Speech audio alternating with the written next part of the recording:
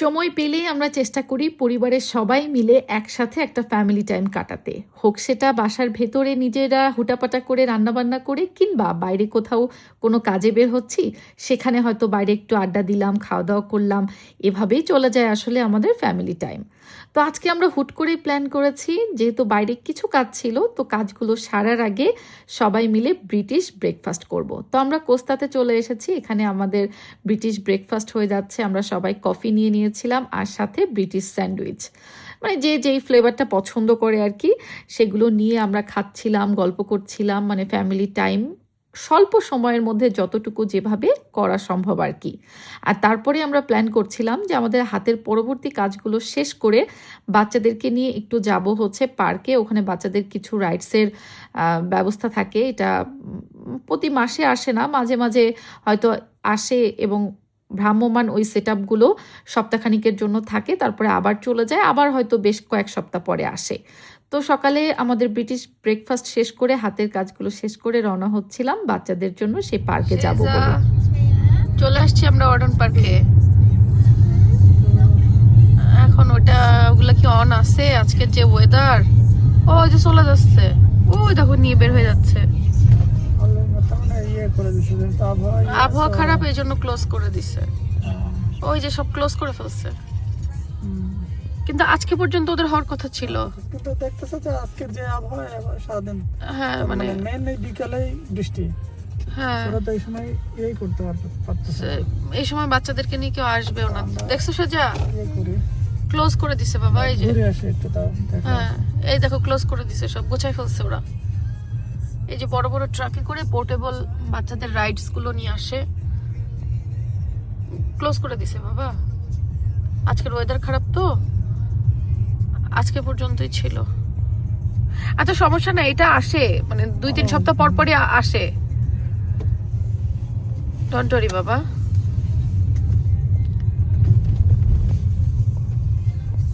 এই যে দেখো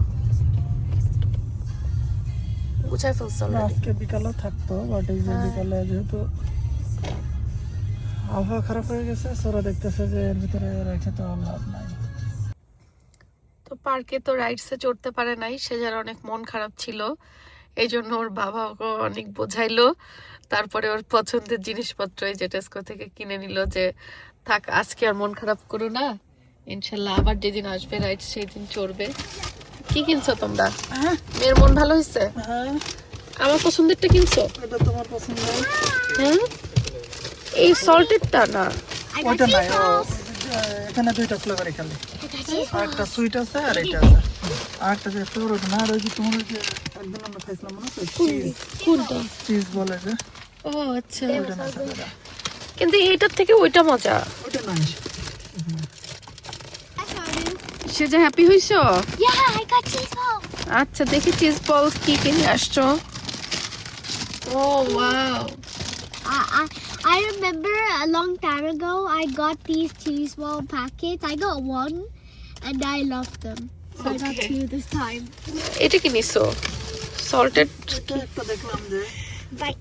রেড লিস্টের, আচ্ছা, আর এটা হচ্ছে ওভেনে দিয়ে করতে হবে, এটা ব্যাকআপ। ব্যাকআপ। আচ্ছা, তাহলে কি আজকে মুভি নাইট হবে? Yeah, okay, with cheese balls. তো চলো তাহলে। এটা ব্যাকআপ। Back up.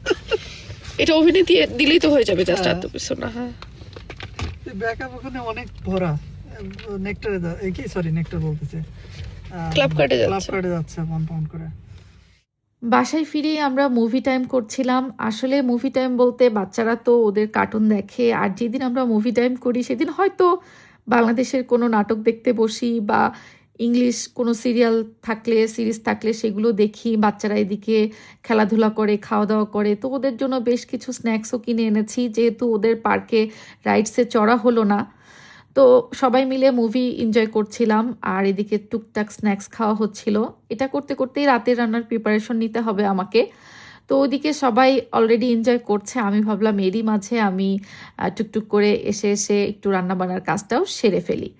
তো রান্নাঘরে এসে প্রথমে চিন্তা করছিলাম যে আজকে কি করব, মানে আছে না কিছু কিছু দিন খুব লেজি লাগে, যে না কিছুই আসলে খেতেও ইচ্ছা করছে না, পেটটাও ভরা ভরা থাকে, কারণ এটা সেটা স্ন্যাক্স খাওয়ার পরে তেমন আসলে খুব বেশি কিছু খাবো বলে পেটে জায়গা থাকে না, এরকম একটা ফিল হচ্ছিল। তো যেহেতু আমরা আজকে লেট নাইট জাগছি, মানে নাটক মুভি সব কিছু দেখবো, বাচ্চারা এনজয় করছে, বাচ্চাদের স্কুল হলিডে চলছে, তো তখন চিন্তা করলাম আচ্ছা ঠিক আছে লেট নাইট জাগলে একটু কিন্তু পরে খাওয়ার চিন্তা ভাবনা হবেই। তো সেই চিন্তাটা আমি আগে থেকেই করে নাটক দেখতে দেখতেই রান্নার ব্যবস্থাগুলো করে ফেলছি। এখানে তেলাপিয়া মাছ ছিল কিছু ফ্রিজে, সেটা বের করে ভাবলাম আজকে শুধু একটা তরকারি হবে, কিন্তু বেশ মুখরোচক হতে হবে। তেলাপিয়া মাছগুলোকে যদি আমি কোনো না কোনোভাবে রান্না করতাম তাহলে হয়তো সেটা খেতে ভালো লাগতো না, কারণ আমার দেবর আবার মাছ একদমই খেতে পারে না। বড় মাছ হলেও ওর কাটা বেছে খেতে খুবই সমস্যা হয়, আর ছোট মাছ তো একেবারেই খেতে পারে না। যেদিন মাছ রান্না করি ও সেদিন ভাত একেবারেই খেতে চায় না। তবে আমার শাশুড়ি সবসময় দেখতাম যে আমার দেবরকে মাছ, বড় মাছ হলেও সেটা ভর্তা করে দিত, আর ছোট মাছ তো ওর জন্য রান্না হতোই না। ইদানিং অবশ্য ভাবির হাতে সে ছোট মাছ খাওয়াও শিখেছে।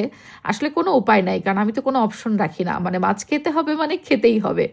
তো যাই হোক, বেচারার যাতে কষ্ট না হয় এজন্য প্ল্যান করলাম যে তেলাপিয়া মাছ বের যখন করেছি এটাকে আমি আর রান্না করব না, এটাকে আমি নিজেই কাটা বেছে একেবারে একটা ভাজি ভর্তা টাইপের করে ফেলবো, যাতে খাওয়ার সময় আমার দেবরের আর কষ্ট করে কাটা বেছে খেতে না হয়। আর আমাদের জন্যও খুব মুখরোচক বা মজাদার একটা আইটেম হবে এটা, কারণ আমার কাছেও মনে হয় মাছ রান্নার থেকে মাছটা যদি একটু ভর্তা করে খাওয়া যায় তাহলে বেশি মজা হয়, আর সাথে গরম গরম ভাত, তাহলে তো কোনো কথাই নেই।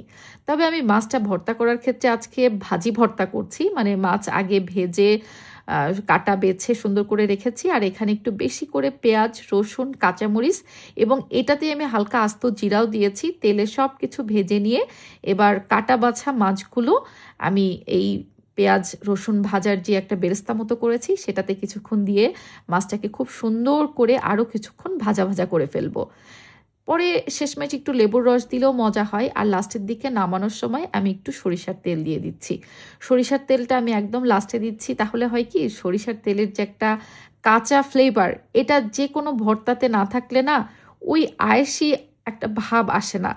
ভর্তা মানেই সেখানে একটু সরিষার তেলের কাঁচা ঘ্রাণটা থাকতেই হবে, সেটা যে ধরনের ভর্তাই হোক না কেন, সেটা হাতে মেখে হোক বা চুলায় নেড়ে চেড়ে এই ভাজি টাইপ করে ভর্তা হোক, অবশ্যই সেখানে একটু কাঁচা সরিষার তেলের ঘ্রাণ তো থাকতেই হবে, তাই না?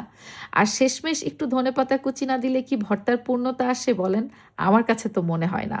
ব্যাস, এই তেলাপিয়া মাছটা খুব সুন্দর করে আমি এরকম ভাজা ভর্তা করে ফেললাম, এবং এটার যে ফ্লেভার এসেছিল বিশ্বাস করেন, গরম গরম সাদা ভাত দিয়ে, মানে আপনি মাংস, পোলাও, রোস্ট যত কিছুই পাশে থাক না কেন, এই ভর্তা যেখানে থাকবে এই ভর্তাটা যে কেউ দিয়ে 2 প্লেট ভাত এমনিতেই খেয়ে নিতে পারবে।